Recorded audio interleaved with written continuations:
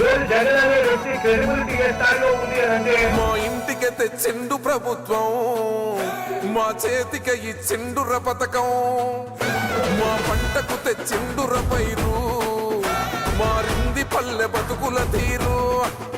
రైతు కూలన్నల నేత కదర మన జగనన్నో, అదృష్టం మన తోడై ఉన్నడు రాజన్నో. మీకు